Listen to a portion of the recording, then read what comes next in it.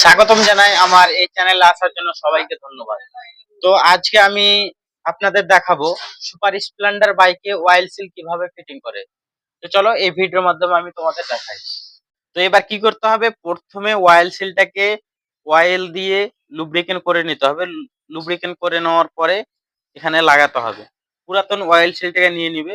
পুরাতন oil seal দিয়ে কিন্তু ঠুকলে কি হবে, যে আমাদের অয়েল সিলটা নষ্ট হবে না। তো পুরাতন অয়েল সিল লাগিয়ে আস্তে আস্তে মারবে, ঠিকঠাক ভাবে সেটিং হয়ে যাবে। তো দেখতেই পাচ্ছেন আমাদের অয়েল সিল ফিটিং হয়ে গেছে। এখানে দেখবেন এই কাঠটা দেখছেন, এতটুকু পর্যন্ত কিন্তু যেন অয়েল সিলটা ঠিকঠাক ভাবে লেগে যায়। তারপরে এর মতো একটি লক লাগাতে হবে, সুন্দর করে লকটিকে ফিটিং করে দেবে। যদি আমরা লক না লাগাই তাহলে কি হবে, যখন আমাদের শকার খেলবে অয়েল সিল বাইরে বেরিয়ে যাওয়ার সম্ভাবনা থাকবে। তার জন্য কিন্তু মাস্ট এই লক লাগাতেই হবে। লক একদম ঘাটে যেয়ে ঠিকঠাক ভাবে বসে যাবে। তো লক বসে গেছে, এবার আমাকে কি করতে হবে, এখানকার কভার লাগাতে হবে।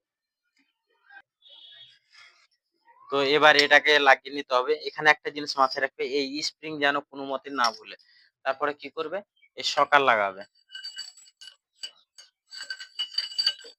সকার লাগানোর পর এই বুশটা লাগাতে হবে।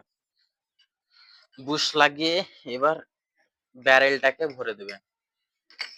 ব্যারেল ভরে দেওয়ার পর সকারটাকে উপরের দিকে চেড়ে এই 6 নম্বর ইলেকট্রিক নাটটাকে লাগাবে। এলএমপিটা 6 নম্বর এলএনটি নাটটাকে ভালোভাবে ফুল টাইট দিয়ে দেবে।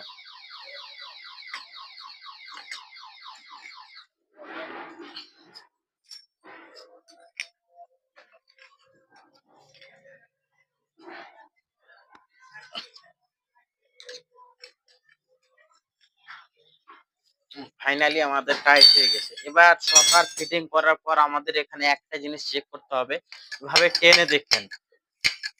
যদি ঠিক থাকে তাহলে আমাদের ফিটিং ঠিক আছে, যদি না ঠিক থাকে তাহলে আমাদের ফিটিং গন্ডগোল রয়েছে, দেখতে হবে। তো এবার সকারে তেল ভরে আপনাদের দেখাই।